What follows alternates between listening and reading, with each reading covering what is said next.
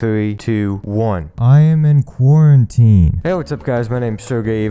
I am at my home right now. I've got some bad news. So anyone who goes to McCracken knows that we started in person yesterday, at least by the time that I'm filming this. And the school day started with as much grace as a 13-year-old boy trying to flirt with Kate Upton. The first day we get to our class and they're telling us, once you're 6 feet apart, if you're social distancing, you can take off your mask. That lasted for about 5 seconds, and then they're like, no, you cannot take off your mask ever. If you eat, you have to put it through the mask. So they had this wonderful plan to use a program called Edgenuity. And from what I understand, students do not like it, and teachers like it even less. So nobody is winning here. This is a lose-lose situation. Now, you know me, I want to be a good and well-rounded student. Say that a lot of the enjoyable parts of schooling have disappeared.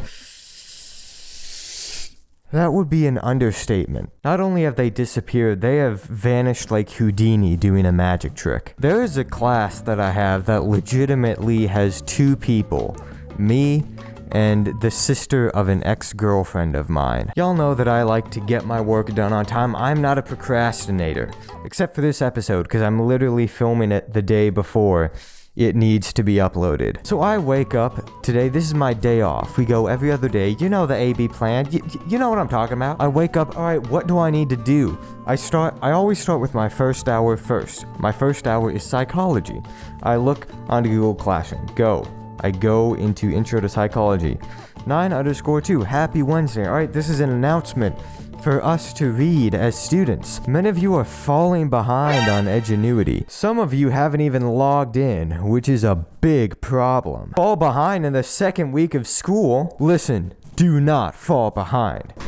If you fall behind, I will give you I wonder if that's a threat. Is that a threat these days? If you go into a crowded place and you shout, gun, that's a threat. But what if you went into a crowded place and you shouted, I have Is that like a Class D felony? Because, I mean, we might need to watch ourselves. Some people might just be telling the truth and we are pinning them down to the ground. If you don't know, this is Edgenuity, and I don't like it. It makes me want to drop out of school and do drugs, which is not what school should be doing. Don't do that. But Edgenuity makes me want to do that. Now, I just want you to realize, I want you to see how bad this is. I want you to see exactly what is going on. Psychology's modern history. So we have this random photo of a flower and this chick who looks like she's being recorded in 2002. And I know that it's 2002 because it's in 4:3, which either means it was shot on 16mm, which I have a feel 16mm VHS looks better than this. Take a look at the image of the daisy. From this perspective, it's as if we're on the ground, looking up. However, correct. This perspective would change if we were to stand up. Yes, you are correct. If you move around, your vision will change. Did you know that if you open your eyes, you are able to see things? And if you close your eyes, you are not going to be able to see things. We're going to talk about several contemporary perspectives in psychology and how their perspective affects what is studied in psychology.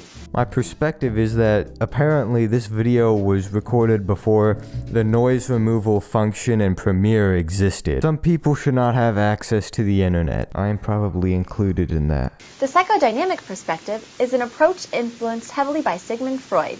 And it Sigmund Freud. If you don't know who Sigmund Freud is best known for having no evidence for any of his beliefs, did no studies. He was basically just like, I think that this is how things are. And everyone was like, okay. And then he was like, if you eat eggs, then it's because you were low to the ground near your father's feet or something. I think my recording stopped. Hold on, let me see this.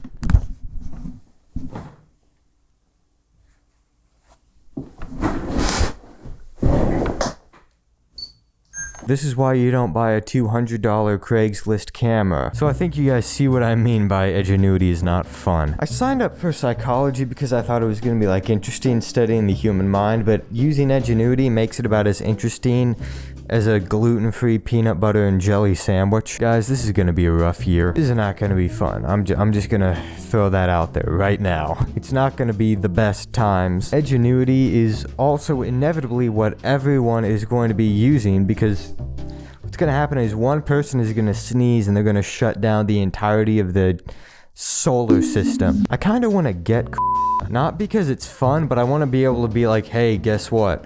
I just got yeet or something. I'll tell you what, getting would give me a whole podcast to talk about it. That would be like an hour-long special. My friend asked me if Russians are immune to I'm like, no. Thank you so much for watching this episode of Sergey Speaks. It's shorter than usual, which is a lot easier on me. I'll just tell you that right now. Make sure to follow me on Instagram at Servanov, SERVANOV_, and at Sergey_speaks. Also make sure to tune in every Friday, 10 a.m. Central Standard Time, Spotify for The Sound of Sergey, my solo podcast that comes out every Friday for free on Spotify, 10 a.m. Central Standard Time. Make sure to subscribe to this very YouTube channel. Every Friday, 12 p.m. Central Standard Time, noon, I will be uploading a video. Every other week, it will be this Sergey Speaks, and the weeks between that, it will be my photography series Snapshot, where I take you through my photographic process. Anyway, thank you so much for tuning in to Sergey Speaks. Thank you so much, and I will see you next week.